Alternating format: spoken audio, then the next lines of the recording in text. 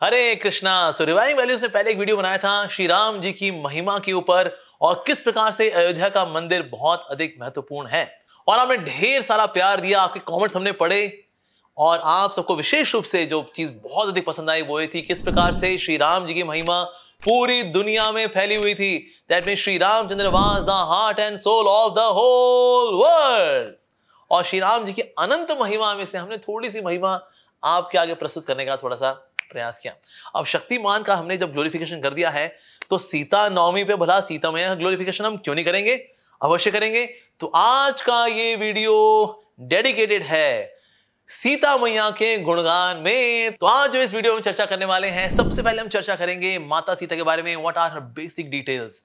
Second हम चर्चा करने वाले हैं about the science that she was an extraordinary child, वो कोई साधारण बच्चा नहीं थी, साधारण व्यक्ति नहीं थी। थर्ड हम चर्चा करने वाले हैं about the confusions, about the myths related to mother Sita. चौथा होगा about the glories of mother Sita और कंक्लूजन में क्या सीख सकते हैं हम माता सीता के सुंदर अद्भुत दिव्य चरित्र से। तो आइए शुरू करते हैं लेके हरि का नाम। तो भला माता सीता का जन्म कब हुआ? माता सीता का जन्म हुआ था श्वेत वराह कल्प में। 7वां वैवस्वत मनवंतर था, 24वां त्रेता युग था, पुष्य नक्षत्र था, वैशाख का महीना था और शुक्ल पक्ष की नवमी को प्रकट हुई थी सीता मैया। अरे प्रभु जी ये कौन सा कैलेंडर खोल दिया आपने, लाओ अमृतांजन बाम। अरे आपको बताए थे। तो जैसे कि हमने आपको बताया था कि रामचंद्र जी का जन्म हुआ था 1,81,49,123 ईयर्स पहले और सीता मैया क्योंकि उनसे 6 साल छोटी हैं तो इसीलिए सीता मैया का भला जन्म कब हुआ? तो सीता मैया का जन्म हुआ है 1,81,49,117 साल पहले। यस। तो सीता मैया का जो जन्म स्थान है वो है मिथिला में और अलग अलग कल्पों में ये मिथिला नाम का स्थान है वो अलग अलग जगह पे रहता है। तो कभी हम सुनते हैं वो सीतामढ़ी नाम के स्थान में थी, तो कभी नेपाल साइड में थी, तो ये डिफरेंस मिलता है। बट यस, एक चीज तो पक्की है, जहां पर सीता मैया आएंगी उस स्थान का नाम होगा क्या? मिथिला। तो बोला सीता मैया जनक महाराज को कैसे प्राप्त हुई? एक समय जनक महाराज के साम्राज्य में जब बहुत समय से बारिश नहीं हुई थी तो उनको यज्ञ करना पड़ा और यज्ञ का ही एक रिचुअल था जिसमें कि राजा को हल चलाना होता है एक बार, और ये सोने का हल था। ये सोने के हल को जब वो लेकर गए खेत में, तब जब उन्होंने हल को लिया और खींचा तो उनका हल अटक गया। अटका तो बोला ऐसा क्यों हो रहा है? तो वहां से निकला एक बॉक्स और उस बॉक्स में थी माता सीता। तो उनको देख करके जनक महाराज बहुत अधिक हर्षित हुए। तो इसी संदर्भ में वाल्मीकि रामायण में ये श्लोक इस प्रकार से आता है जो कि वाल्मीकि रामायण के बालकांड के 66 सर्ग के 14वें श्लोक में है और वहां पर सीता मैया को अयोनिजा बताया गया। ये श्लोक इस प्रकार से है। अतः में कृष्णतः क्षेत्रम लांघ्य लादुदिता मम क्षेत्रम शोधयता लब्धा नामना सीतेति विश्रुता। Thereupon while I was plowing and clearing the sacrificial ground, Sita, a well-known name, was lifted up by the blade of the plow. Thus she was obtained by me. और इसका अगला श्लोक इस प्रकार से है। भूतलादुदिता सातु व्यवर्धत ममात्मजा वीर्य शुल्केति मे कन्या स्थापितेय मयोनिजा। Arisen from the earth and not from the mother's womb, she grew up as my daughter. ये जनक महाराज बोल रहे हैं, I made a stipulation that this shall be the means to win this maiden as a gift. This shall be given in marriage only to a prince whose prowess is fully tried. तो इस प्रकार से जनक महाराज और उनकी wife Sunaina को प्राप्त हुई सीता मैया। तो सीता मैया के जो है और कई नाम है, मैथिली भी है, भूमिजा भी है, वैदेही भी है, सिया भी है और साथ ही सीता भी है, क्योंकि जिस स्थान को प्लो किया जाता है हल के द्वारा उस स्थान को बोलते हैं सीत। तो इसलिए सीता इस प्रकार से उनका नाम पड़ा। हालांकि सीता उनका नाम जो है ये दिव्य नाम है, नित्य नाम है, लेकिन लीलाओं में इस प्रकार से उनका नाम सीता पड़ा। तो सेकंड चैप्टर पे आते हैं इस वीडियो के और वो है कि किस प्रकार से सीता मैया कोई साधारण व्यक्ति नहीं है। यस, सीता मैया का जन्म हुआ है तो अयोनिजा है, यानी कि किसी माता के गर्भ से नहीं हुआ। उनका जन्म हुआ तो कैसे हुआ? भूमि से हुआ। राम जी जो है वो भी दिव्य तरीके से आए हैं, यज्ञ पुरुष हैं और यज्ञ इत्यादि हुआ। यज्ञ पुरुष ने खीर दी तो खीर जो पाई कौशल्या ने, सुमित्रा ने और कैकेयी ने, तो उनसे राम जी प्राप्त हुए। उसी प्रकार से सीता मैया भी प्राप्त हुई हैं। तो कैसे? भूमि से प्राप्त हुई हैं। यज्ञ इत्यादि हुआ है, अब प्लो करते हुए वहां से प्राप्त हुई हैं। इसलिए सीता मैया का जो जन्म है वो दिव्य है। साथ ही देखिए उनमें कितना बल है। जो वो 6 साल की थी, छोटी हैं, क्वाइट यंग, छोटी सी हैं, तो सीता मैया जो अपनी सहेलियों के साथ थी, उन्होंने देखा पेड़ों पे बहुत अच्छे फूल लगे हुए हैं, हमें फूल तोड़ने हैं, कैसे तोड़े जाएं? वेल, नीचे के फूल हमने तोड़ लिए हैं, ऊपर के फूल अभी बचे हुए हैं। कोई बड़ी सी छड़ी मिल जाती तो बड़ा अच्छा रहता। सीता, कोई बड़ी सी छड़ी तुमने देखी है? अब ये बड़ी छड़ी ढूंढने के चक्कर में सीता मैया लेकर के आई शिव जी का धनुष। ये शिव जी का धनुष है, मिथिला में आके गिरा था जब विष्णु और शिव जी के बीच में युद्ध हुआ था। ये देखने के लिए कौन अधिक शक्तिशाली है। तो नारायण अस्त्र जब छूटा तो शिव जी ने क्या किया, सम्मान देते हुए नारायण जी को अपने धनुष को गिराया और वो आगे आगे गए और फिर भगवान के बाण को प्रणाम किया। And in this way everything was resolve that okay, ये हरि हैं और हर जो है वो हरि के भक्त हैं। ओके डन, ये चैप्टर तो हो गया। लेकिन जो धनुष गिरा तो कहां गिरा? ये धनुष गिरा मिथिला में।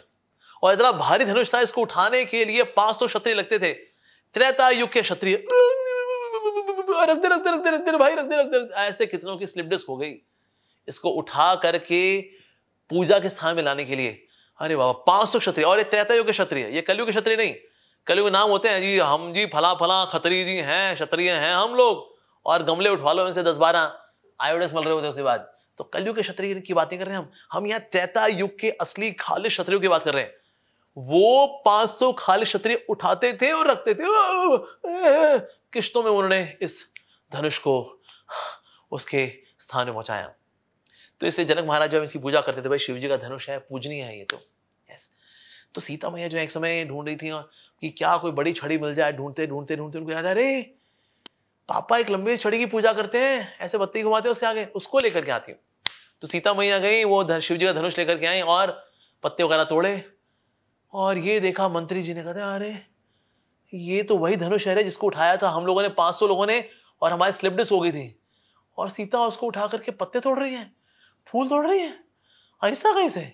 जो ना महाराज को जो बताया, महाराज की जय हो, महाराज की जय हो, महाराज आपकी बेटी सीता वो शिव जी के धनुष से वो तो उसने फूल पत्ते तोड़ लिए उसने। तो क्या? जनक महाराज ने कहा नींबू लो, नींबू निचोड़ो अपने सर के ऊपर, वेकेशन नहीं लेना तुमने काफी समय से, तभी ऐसी फालतू बातें कर रहे हो, जाओ यहां से। जनक महाराज के महामंत्री ने भी जब ये सेम बात बोली तो जाके जनक महाराज ने कहा मैं खुद जाके देखता हूं। देखा सीता जो है वो धनुष ली हुई है हाथ में और उसको वापस रखने के लिए जा रही है। ये देख के तो अरे जनक महाराज भी सोचे कि कौन है ये जो इतनी शक्तिशाली कि शिव जी के धनुष को आराम से उठा लिया जिसने, कौन है ये? तो उसके बाद एस्ट्रोलॉजिकल कैलकुलेशंस हुई, सब बड़े बड़े धर्मात्माओं ने, साधु संतों ने मेडिटेट किया, उनको पता लगा अरे तो साक्षात लक्ष्मी स्वरूपा है जी। तो बड़ी खुशी की बात थी। तो खुशी की बात तो है, लेकिन साथ साथ ये भी बात है कि भला ऐसी योग्य कन्या का भला वर कौन बनेगा?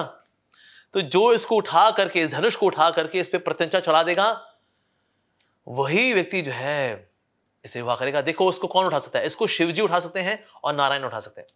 शिव जी जानते हैं कि अगर लक्ष्मी है, पार्वती नहीं है, लक्ष्मी है ये, तो फिर वो तो आएंगे नहीं, और क्योंकि सरस्वती और पार्वती नहीं है तो ये लक्ष्मी है, तो नारायण अपने आप ही आएंगे।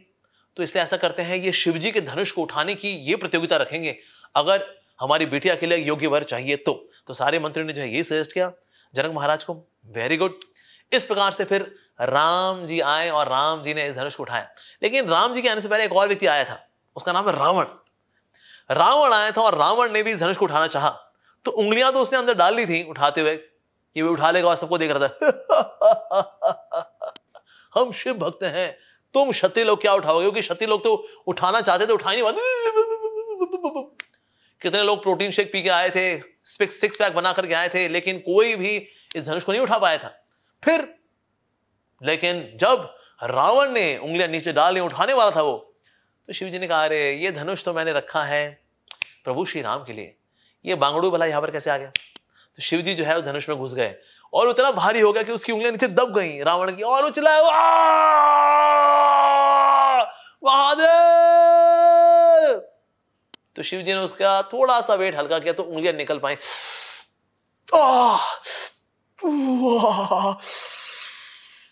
उसके बाद अपमानित होकर के रावण तो वहां से चला गया। मैं बदला लूंगा, प्रतिशोध दूंगा। सब हंस रहे थे हमसे नहीं उठा तो तेरे से कौन सा उठ गया है? अगर हमारी धोती आगे से गीली पीछे से पीली हुई तो तेरा क्या हाल हुआ? आ रहे हैं त्रिलोकेश्वर रावण, ये त्रिलोकेश्वर धनुष उठाने तेरे से, हमारा मजाक उड़ा रहा था। बड़ा अपमान हुआ जी। अरे तो ये तो चला गया।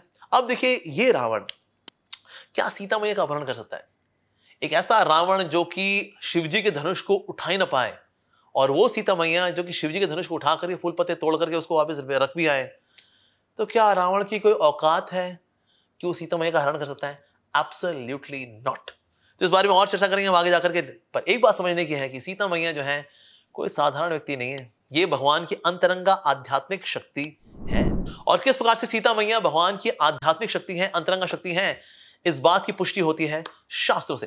तो ये एक श्लोक आप स्क्रीन पे देख सकते हैं जो कि वाल्मीकि रामायण से है, युद्ध कांड सर्ग 17 और श्लोक संख्या है 28, जहां ब्रह्मा जी बोल रहे हैं, सीता लक्ष्मण भवान विष्णुर देव Krishna Prajapati वदार्थम रावणस्येह प्रविष्टो मानुषिम तनुम। Sita is none other than goddess Lakshmi, the divine consort of Lord Vishnu. While you are Lord Vishnu, you are having the shining dark hue. तो यहाँ पर कृष्ण प्रजापति जो बताया गया basically is not Krishna, Shyam सुंदर कृष्णा, पर कृष्ण इज बेसिकली कॉम्प्लेक्शन, ये जो ब्लूइश ग्रीनिश कॉम्प्लेक्शन है भगवान श्री रामचंद्र जी का। So you are the lord of created beings, for the destruction of Ravana you enter this earth in a human like form. तो यहां जो शब्द आ रहा है मानुषिम तनुम, तो कई बार लोग बोले थे अच्छा देखो तो भाई इंसान के रूप में आए ना। मानुषिम तनुम का मतलब है मनुष्य के जैसे दिखने वाले, ह्यूमन लाइक। पर ये जो फॉर्म है ये ह्यूमन वाली फॉर्म है, भगवान आते हैं मनुष्य जैसे आते हैं, ऐसा क्या? इसको बोलते हैं एंथ्रोपोमॉर्फिज्म, यानी कि हम अपने रूप को भगवान के ऊपर चिपका देते हैं। तो इससे कई बार इस दुनिया के सो कॉल्ड जो गुरुज हैं बोलते हैं जो इंसान है, the one who's a human being would think that God is a human, the one who's a bull will think that a God is bull, the one who's a crocodile would think that God is a crocodile. Excuse me sir, this is not the funda. ऐसा नहीं कि जो बाप है वो बच्चे पे गया है, जो बच्चा होता है ना वो बाप पे जाता है। हम ये बोलते हैं ना बिल्कुल बाप पे गया है जी, कोई ऐसा बोलता है बाप बिल्कुल बच्चे पे गया है, ऐसा कौन बोलता है? So logically it doesn't make sense at all. तो इसलिए not that this is human like form और भगवान जो है ह्यूमन लाइक फॉर्म में आते हैं, ना ना ना ना, भगवान जो है उनकी गॉडली फॉर्म है, उसका ये चीप इमिटेशन रूप है, ये हड्डी मांसला। यस, पर क्योंकि भगवान की ऐसी फॉर्म है इसलिए कभी कभी समझाने के लिए बोल दिया जाता है that God came in a human like form. जैसे बाइबल बताया गया है, बाइबल क्या बताती है? God made man in his own image, that means original image तो भगवान की ऐसी है और उसके बाद फिर हमारी ऐसी इमेज दी गई है। सो इसलिए जब मानुषिम तनुम जब शब्द आता है, one should not confuse that god has become like a human being, no not like that. भगवान का ये दिव्य नित्य स्वरूप है। सीता मैया इतनी दिव्य है कि उनके नाम पे बल्कि एक उपनिषद भी है जो कि अथर्ववेद का पाठ है, इसमें 37 श्लोक भी पाए जाते हैं सीता मैया की दिव्यता को समझाते हुए। अब हम आ गए हैं इस वीडियो के 3rd चैप्टर पे और वो है confusions and myths about mother Sita. कई बार ना कई कथावाचक बोल देते हैं ऐसा कि जो सीता है वो रावण की पुत्री थी। यही नहीं, अभी और सुनिए। अच्छा, ये तो जी बड़ी अजीबोगरीब बात सुनी हमने। सीता रावण की पुत्री थी तो पिताजी ने अपनी बेटी को किडनैप कर लिया। तो ये भला कहां से आता है सारा प्रसंग कि सीता जो है रावण की पुत्री है? तो एक बहुत ही अद्भुत ग्रंथ है, उसका नाम है अद्भुत रामायण, जो कि वाल्मीकि जी ने लिखी है। एक्चुअली वैसे रामायण के बहुत सारे वर्जन्स हैं, जैसे आध्यात्म रामायण भी है, वेद व्यास जी ने दी, अद्भुत रामायण भी है, वाल्मीकि जी के एक और रामायण भी है, वो भी है, रामचरितमानस भी है, कंब रामायण भी है, many versions of Ramayana are there. और ये सब के सब सही हैं, क्योंकि जो रामायण है वो एक ही बार बस एक ही तरह से नहीं होती। रामायण जो है अलग अलग कल्पों में अलग अलग समय पर अलग अलग प्रकार से प्रकट होती है। इस दुनिया के अंदर हम चाहे अलग अलग काम करें लेकिन होता वो एक ही काम है, इंद्रिय तृप्ति। लेकिन भगवान की लीलाओं के अंदर हो सकता है भले ही वो कार्य एक जैसे हों, लेकिन अंदर जाके देखेंगे ना वो अलग अलग तरह से होते हैं। तो आज के इस वीडियो में आपको कुछ चीजें सुनने को मिलेंगी, कह रहे ऐसा भी था क्या? ओह, तो अद्भुत रामायण से ये प्रसंग आता है जिसमें रावण ने बड़ी घनघोर तपस्या की और ब्रह्मा जी से मांगा उन्होंने वरदान कि मेरे को वर दीजिए कि मैं अमर हो जाऊं। ब्रह्मा जी ने कहा वेल देखो मैं खुद अमर नहीं हूं तो तुमको भला अमर मैं कैसे बनाऊंगा, तो इसलिए कुछ ना आप पार्शल अमरत्व मांगो, यानी पूर्ण अमरत्व नहीं मिलने वाला, अल्प मात्रा में मिलेगा। तो यानी कुछ ना कुछ एक्सेप्शन जरूर होनी चाहिए।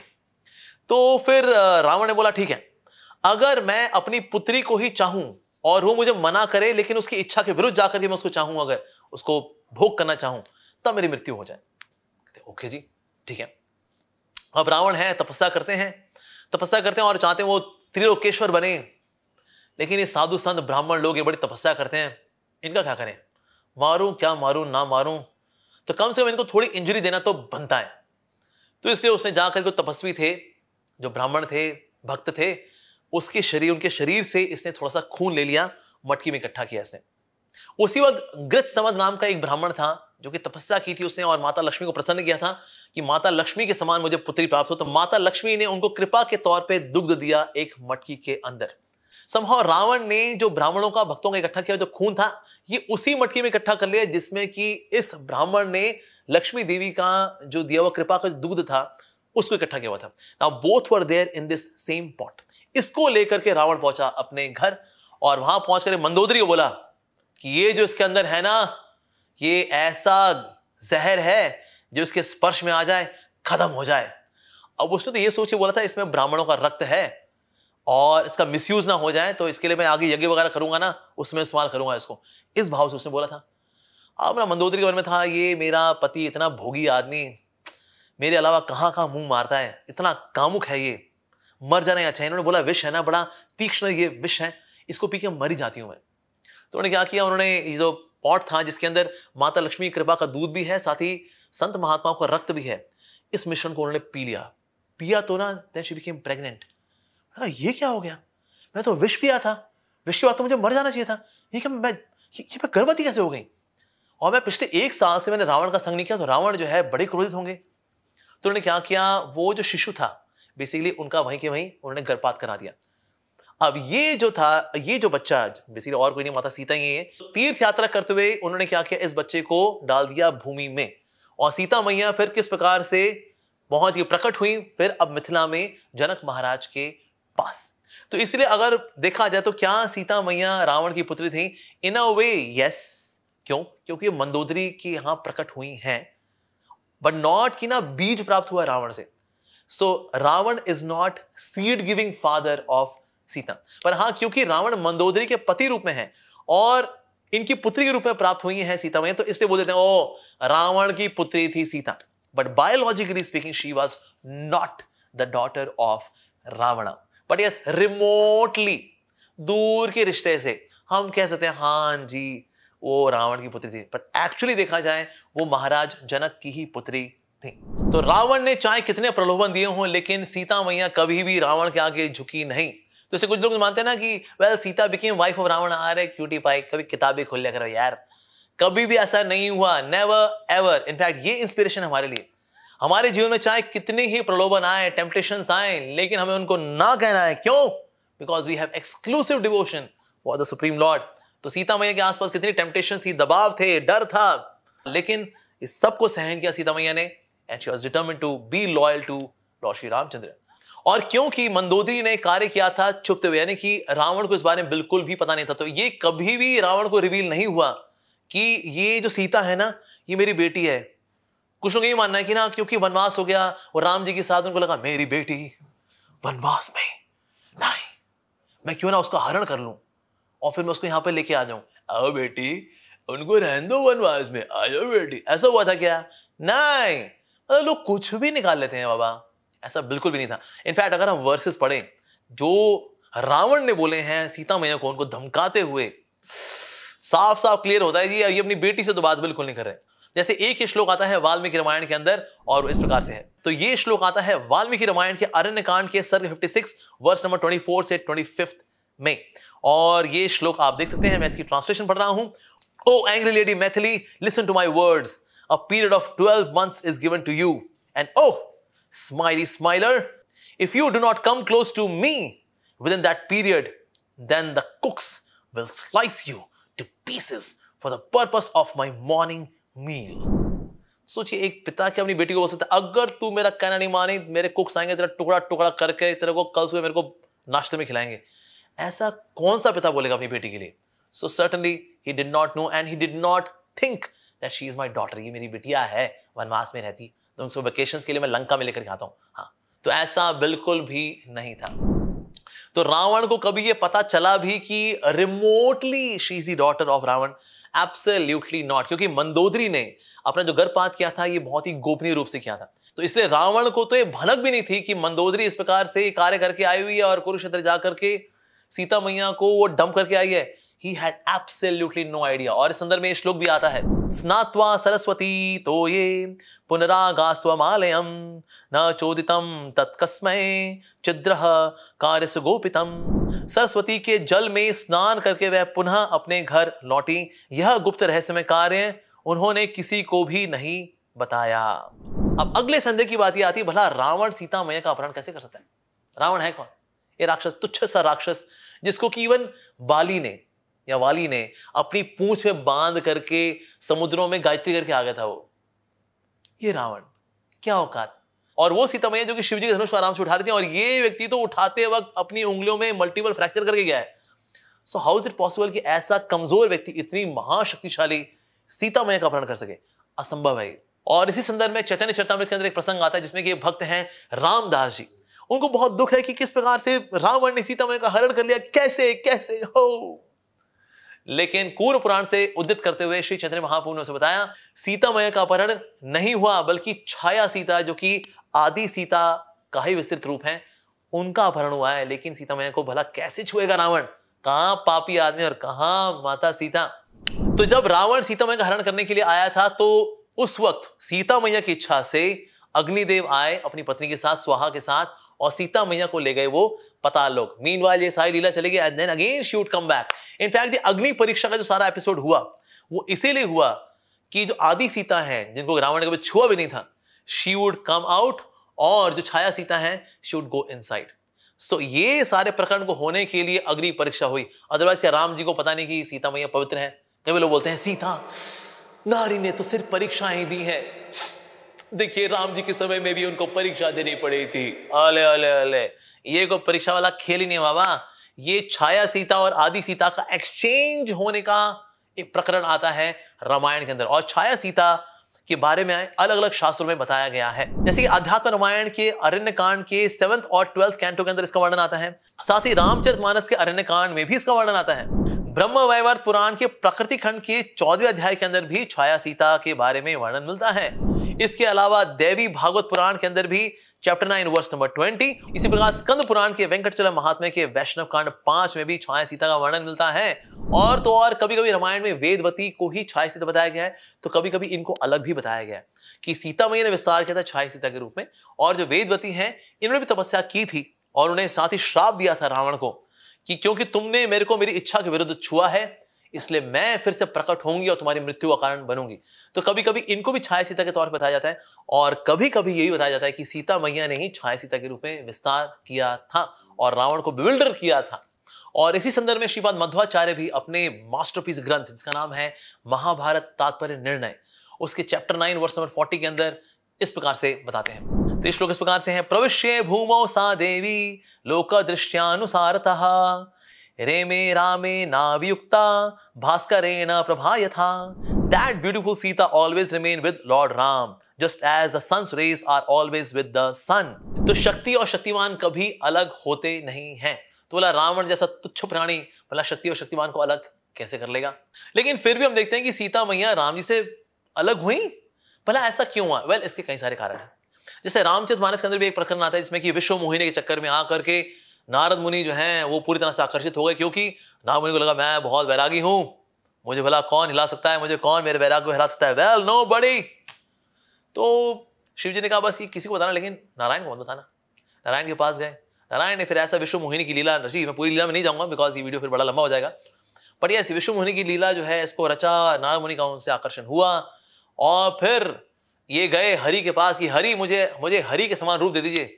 अब हरि का मतलब बंदर भी होता है, तो वानर का समान को रूप दे दिया।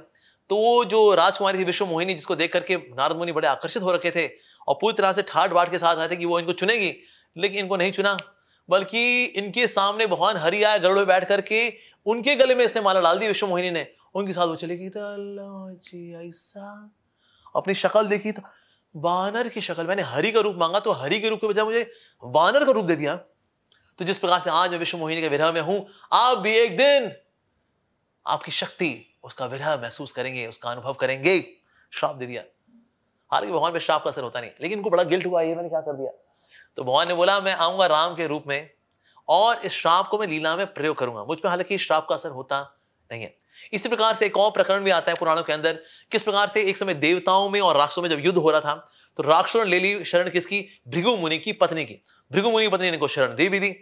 तो इसीलिए अब भगवान नारायण को देवताओं की रक्षा हेतु जो इनकी वाइफ थी, भृगु मुनि की वाइफ थी, उनका सर काटना पड़ा। तो भृगु मुनि बड़े क्रोधित हुए। उन्होंने कहा कि प्रभु, आपने मेरी पत्नी को मार दिया है और आज जिस तरह से मैं विरह में हूं अपनी पत्नी के, आपको भी भविष्य में आपको अपनी शक्ति का विरह महसूस करना पड़ेगा, उसका अनुभव करना पड़ेगा। हालांकि उसका भृगु मुनि को बड़ा गिल्ट लगा कि मैंने क्या किया, प्रभु मैंने श्राप दिया, मैंने क्या किया रे। भगवान ने कहा it's okay, I use all these curses in my leela. मुझ पर श्राप लगता नहीं है, भगवान है बाबा, उनको श्राप काहे का लगना। तो इस प्रकार से भगवान का हम देखते हैं कि ना, भगवान ने सीता मैया को बोला कि तुम चली जाओ, तुम वाल्मीकि मुनि के आश्रम में चली जाओ। सो सीता इज एग्जाइल्ड। तो सीता मैया वाल्मीकि मुनि के आश्रम में गई हैं, लेकिन सीता मैया वहां पर वाल्मीकि मुनि को आशीर्वाद देने के लिए गई हैं, क्योंकि उनको पता है कि अगर रामायण लिखनी है तो भगवान की अंतरंगा शक्ति की कृपा के बिना तो ये रामायण लिख ही नहीं सकते। तो इसीलिए कृपा देने के लिए गई थी। साथ ही सीता मैया की खुद भी इच्छा थी कि मैं अपने बच्चों को अगर जन्म दूं तो संत महात्माओं के बीच में दूं, ये राशि ठाट बाट में ना दूं। तो कहीं ना कहीं राम जी ने उनकी उस इच्छा को भी पूरा किया था। और फिर वहां पर लव भी आए, बाद में कुश भी आए, और उनको फिर ट्रेनिंग भी मिली Valmiki ji say about 24,000 versus of Ramayan. और फिर जहां जहां जाते थे वहां पर राम जी का गुणगान करते थे लव और कुश। लेकिन ये गुणगान पहले वाल्मीकि जी को लिखना पड़ेगा। इंस्पिरेशन हालांकि नारद मुनि से है, राम जी का नाम लिया है, लेकिन जब तक अंतरंगा शक्ति सीता मैया की कृपा नहीं मिलेगी, भला रामायण कैसे लिखी जाएगी? असंभव।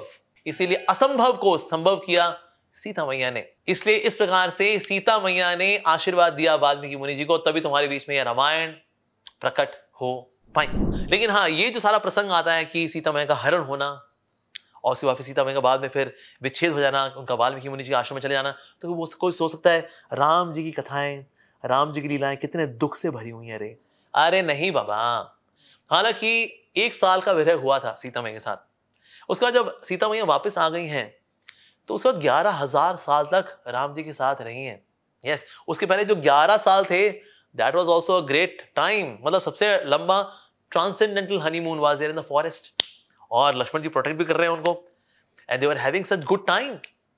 And there comes very beautiful leela of Sita and Ram ji. जब उन्होंने देखा आदि गोदावरी को, तो सीता मैया ने बोला राम जी को, I challenge you in swimming competition. मैं मिथिला में थी ना, कोई मुझे परास्त नहीं कर सकता था। राम जी ने कहा चलो ठीक है, let's have a swimming competition. और सीता और राम जी का फिर स्विमिंग कंपटीशन हुआ और अंपायर बने लक्ष्मण जी। अब दोनों स्विमिंग कर रहे हैं। अब राम जी तो सुपर एक्सपर्ट हैं, अब सीता मैया पीछे स्विमिंग करते हुए आ रही हैं।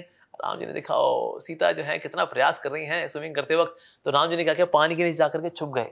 और सीता मैया जो है वो गई गोदावरी के उस तरफ, छुआ और स्विमिंग करते करते वापस उन्होंने देखा हाँ अब सीता जो है वहां छूने वाली है। So then he came out और पीछे पीछे वो आ रहे थे वो, और सीता मैया ने कहा अरे मैंने छू लिया, आई एम फर्स्ट।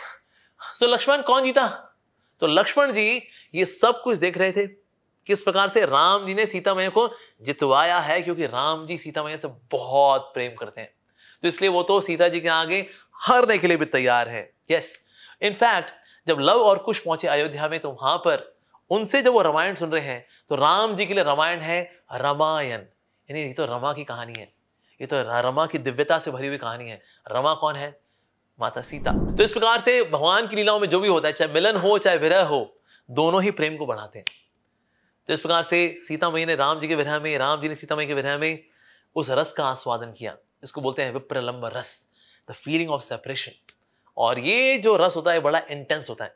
तो इसलिए भगवान ने अपनी लीलाओं में रस का आस्वादन ही किया है, उसमें कोई दुख नहीं है। वैसे राम जी की लीलाओं में तो बड़ा दुख है रे। अरे दुख हमारे जीवन में बाबा। राम का मतलब ही है जो आनंद का सागर है। इनफैक्ट राम जी की जो लीलाओं का जो सरोवर है उसकी पवित्रता है माता सीता।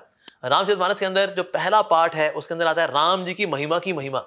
तो राम जी की जो महिमा है उसकी महिमा ये भी है कि राम जी की महिमा की जो शीतलता है, उसकी पवित्रता है, वो है माता सीता का चरित्र। तो वैसे तो हमने यही सुना है कि राम जी ने रावण का वध किया था, पर सीता मैया ने क्या रावण का कभी वध किया? यस, ये जो अद्भुत रामायण है, ये अद्भुत रामायण ये सीता सेंट्रिक रामायण है, यानी सीता मैया के गुणगान को सेंटर में लेकर के चलती है ये रामायण। तो इसमें आता है एक प्रसंग जिसमें है सहस्त्र रावण, और ये बड़ा पावरफुल है, और इसने समहाउ ये इनके प्रकार इसने राम जी को अनकॉन्शियस कर दिया। तो वैसे तो राम जी कभी अनकॉन्शियस होने वाले नहीं है, लेकिन लीला में भगवान अनकॉन्शियस हो गए, क्योंकि अब जो होने वाला है उससे सीता मैया का गुणगान कई गुना और बढ़ने वाला है, क्योंकि सारी लीलाओं के अंदर ना सीता मैया remains very sweet, very delicate, very soft. उनका किडनैपिंग भी हो जाती है, ऐसा वैसा। O but here comes the aishwarya leela of Mata Sita. तो जैसी सीता मैया ने यहां पर राम जी को अनकॉन्शियस देखा, मूर्छित देखा, then she took the form of Bhadrakali, Mahakali. अरे ये देख करके सहस्त्र रावण की भी सिट्टी बिट्टी गुम हो गई। और फिर सीता मैया हनुमान जी के कंधे पे चढ़ करके उन्होंने आक्रमण कर दिया, युद्ध किया और इस सहस्त्र रावण को मार गिराया। ये सहस्त्र रावण इतना शक्तिशाली था कि जहां भी इसका लहू गिरेगा वहां से राक्षस पैदा हो जाएगा। अरे तो ये चंडी का रूप जो लिया, महाकाली का रूप लिया, तो इनके एक हाथ में है कमंडलू और एक हाथ में है तलवार। तो ये कूद करके आई और उसके बाद सारे हाथ काट दिए, सर भी काट दिया। जहां जहां इसका खून गिरता वहां कमंडलू से खून को नीचे नहीं गिरने दिया कि बेटे लाल तुमसे और कोई राक्षस पैदा नहीं होगा, बल्कि तुम्हारी सलाद बना दूंगी मैं। यस। और ये रूप जो था ये देखकर सारी वानर सेना दंग रह गई। रावण को मारना तो मुश्किल था, लेकिन Sahasra Ravana was even much more powerful. लेकिन राम जी ने मूर्छित होने की लीला की कि अब जो होगा सब देखेंगे। ऐश्वर्य लीला ऑफ माता सीता, माधुर्य लीला, स्वीटनेस वाली लीला तो सबने देखी, लेकिन स्वीटनेस के साथ साथ उनका ऐश्वर्य भी है। Well this not very much heard about, but yes this leela is there. ऐश्वर्य लीला है ये माता सीता की। अब ये महाभद्रकाली का जो रूप लिया सीता मैया ने, ये देख के तो थर थर कांप गए सारे देवी देवता भी कि मैया तो लगता है आज प्रकृति का पूरा अंत ही कर देंगी। उन्होंने कहा राम जी लीला हो गई, अब अनकॉन्शियस आप हो जो रखे हैं, आप अनकॉन्शियस होते नहीं है, आप तो योग निद्रा में जाते हैं। प्रभु उठिए प्रभु, काम हो चुका है, एक्स्ट्रा काम हो जाएगा नहीं तो। राम जी ने कहा यार रुके रुके। सो फिर राम जी आए। जैसे ही राम जी फिर से कॉन्शियस हुए तो इस भद्रकाली के रूप में सीता मैया कभी प्रकट नहीं होंगी राम जी के आगे, तो तुरंत जो है फिर से सीता के रूप में सीता मैया आ गई। और फिर राम जी ने देखा सीता मैया को, देखा साथ में ये सहस्त्र रावण। ओ अब राम जी से बोला क्या चाहो, सब कुछ जानते हैं, पर इसमें राम जी की इच्छा ये थी कि सीता मैया की जो शक्ति है वो विश्व में उजागर हो, तो इसीलिए राम जी ने मूर्छित होने की सुंदर लीला की। तो आपको बोल सकता है ये कौन कौन सी आपने लीलाएं खोल दी आज हैं? रामानंद सागर जी ने तो ऐसा कुछ नहीं दिखाया। रामानंद सागर जी वो रामचरितमानस और वाल्मीकि रामायण जी को लेकर चले, तो ये निश्चित रूप से ये तो बहुत फेमस ग्रंथ है और बड़े महत्वपूर्ण और बड़े प्रामाणिक ग्रंथ है। लेकिन इसके अलावा और भी रामायण है, तो अलग अलग कल्पों में एक ही जो लीला है वो अलग अलग प्रकार से होती है। तो सीता मैया का इस प्रकार से भद्रकाली के रूप में आना और रावण को मारना ये भी किसी कल्प में हुआ है। तो इस प्रकार से कल्प भेद की वजह से एक ही लीला अलग अलग प्रकार से होती है। जैसे कि नरसिंह भगवान का हिरण्यकशिपु को मारना, एक तो हमने सुना है कि लिटा करके फाड़ दिया जी। एक बार तो नरसिंह भगवान ने सिर्फ कस के चपेट मारी, बस कोई फाड़ना फूड़ना कुछ भी नहीं। तो एक ही लीला है, अलग अलग प्रकार से होती है। शूर्पणखा कभी रावण की बहन बनती है तो कभी रावण की बेटी भी बनती है। तो ऐसे डिफरेंसेस कभी कभी आते हैं। लाइक एक रामायण ऐसी भी है जिसमें कि रावण जो है वो राम जी का रूप धर करके आया और कहा कि आओ सीता थोड़ा घूम के आते हैं, और बिठाया और ले गया लंका में और अपना असली रूप दिखाया। एक बार ऐसा भी आता है कि किसने प्रपोजल दिया ऐसा कि रावण अगर आप सीता का हरण करना चाहते हैं तो आप क्या करो, राम जी का रूप ले लो। और रावण ने कहा नहीं भाई ये मैं नहीं कर सकता, क्योंकि राम का रूप धरने के लिए मेरे को राम का नाम लेना पड़ेगा। राम का नाम लूंगा तो मेरा हृदय शुद्ध हो जाएगा, हृदय शुद्ध हो जाएगा तो मेरे को सीता जो है ना वो माता जी के रूप में दिखनी शुरू हो जाएगी। फिर मैं उनको हरण करके भला क्या करूंगा, वो तो माता जी के रूप में देखूंगा मैं उनको, तो क्योंकि राम का नाम है हृदय शुद्ध कर देता है। तो इससे ये प्रपोजल रिजेक्टेड। तो इस प्रकार से एक ही लीला अलग अलग प्रकार से अलग अलग कल्पों में होती है और उनका वर्णन आता है अलग अलग शास्त्रों में। और अब सीता मैया के गुणगान में हम कुछ श्लोक हैं जो आपके आगे प्रस्तुत करना चाहेंगे। वैसे तो बहुत सारे श्लोक हैं, पर माता सीता गुणगान होना है तो कुछ श्लोक तो बनते हैं जी। जैसे वाल्मीकि रामायण के अंदर बताया गया है कि वास्तव में जो एपिक लिखा गया है, जो रामायण का जो एपिक है, ये लिखा किसने, वाल्मीकि जी ने। लेकिन इसका जो कोर फंक्शन है, जो कोर डिस्क्रिप्शन है, वो है सीता मैया का गुणगान करना। और ये श्लोक इस प्रकार से है। काव्यम रामायणम कृष्णम सीतायाश्चरितम महत् पौलस्य वधमित्येव चकार चरितव्रतः। Valmiki, who practiced religious austerities, composed this entire epic named the Ramayana, which constitutes the great history of Sita and the killing of Paulasya, that means Ravana. इसके अलावा सीता मैया को राजधर्म का भी पूरा ज्ञान था और इस संदर्भ में ये श्लोक आता है वाल्मीकि रामायण के अंदर। देवकार्यं समास कृत्वा कृतज्ञा हृष्टचेतना अभिज्ञा राजधर्मानां राजपुत्रं प्रतीक्षते, and she knows what is to be done and is aware of rulings related to kings. Sita herself, being rejoiced in heart, performed the worship of the gods and was waiting for the prince Sri Ramchandra. इसी प्रकार से ऋग्वेद के अंदर भी एक बहुत ही सुंदर गुणगान आता है माता सीता का, और वह इस प्रकार से है। अर्वाची सुभगे भव सीते वंदामहे त्वा यथा न सुभगाससी यथा न सुफलाससी। Auspicious Sita, we present, we glorify you, that you may be propitious to us, that you may yield us abundant fruits। और अद्भुत रामायण के अंदर तो सीता सहस्त्र नाम भी मेंशन है, जिसमें कि साफ साफ बताया गया है कि किस प्रकार से सीता मैया मूल प्रकृति हैं, आदि प्रकृति हैं, दिव्य प्रकृति हैं।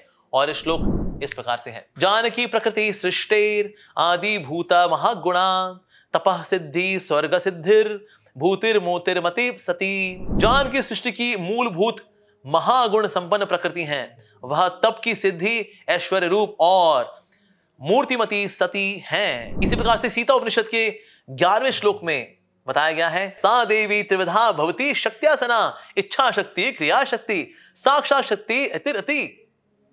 That divine being Sita is threefold, Trividha, through her power, namely the power of desire, the power of action, the power of knowledge। इस प्रकार से वाल्मीकि रामायण के बाल कांड के चैप्टर 77 वर्स नंबर 26 के अंदर सीता मैया गुणगान आते हैं कि सीता मैया किस प्रकार से दिव्य गुणों से भरी हुई हैं, and she is so ideal, so chaste, so devoted to lord Shri Ramchandra. और ये श्लोक इस प्रकार से है, प्रिया तु सीता रामस्य दारा प्रत्य कृता इति गुणा द्रुप गुणाचापी रीतिर भूयो भिवर्धते।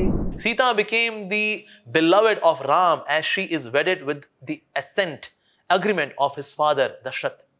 Further, Ram's love for Sita burgeoned, flourished by virtue of Sita's own virtues and her loveliness।